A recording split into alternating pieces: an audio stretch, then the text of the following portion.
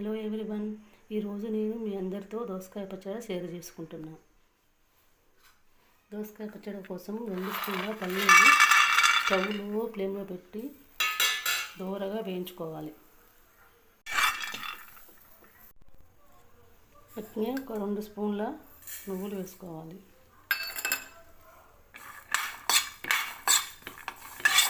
ఇవి కూడా స్టవ్ స్లిమ్లో పెట్టి వేసుకోవాలి. ఇప్పుడు 1 స్పూన్నర ఆయిల్ పోసుకొని జీలకర్ర వేయాలి. పచ్చిమిర్చి ఒక 10-15 తుంచుకొని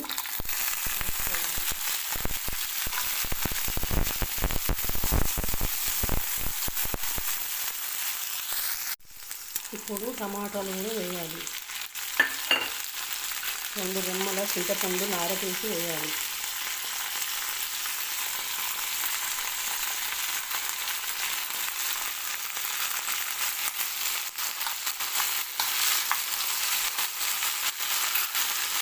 ఒక 10-15 ఎల్లిపాయలు కూడా వేయాలి. టమాటా సాఫ్ట్గా అయ్యే వరకు ఉడికించాలి.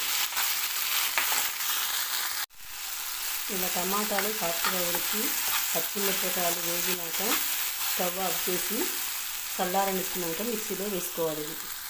ఇప్పుడు ఒక మిక్సీ జార్ తీసుకొని ఇందులో 1 టేబుల్ స్పూన్ జీలకర్ర, వేయించి పెట్టుకున్న పల్లీలు, నువ్వులు వేసి మిక్సీ పట్టాలి.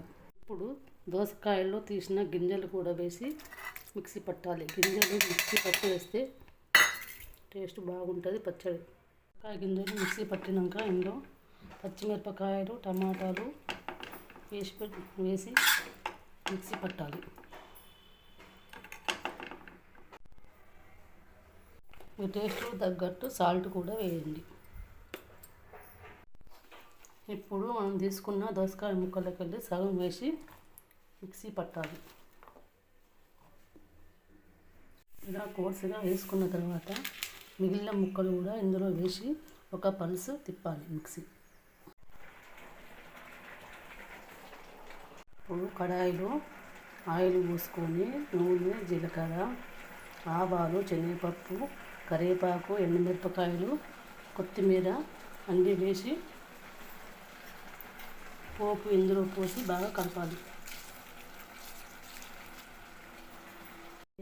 సింపుల్గా దోసకాయ పచ్చడి రెడీ. ఏ ఫంక్షన్ అయినా, పెళ్ళి అయినా, ఏదైనా ముందుగా దోసకాయ పచ్చడి ఉంటేనే ఇది రుచి.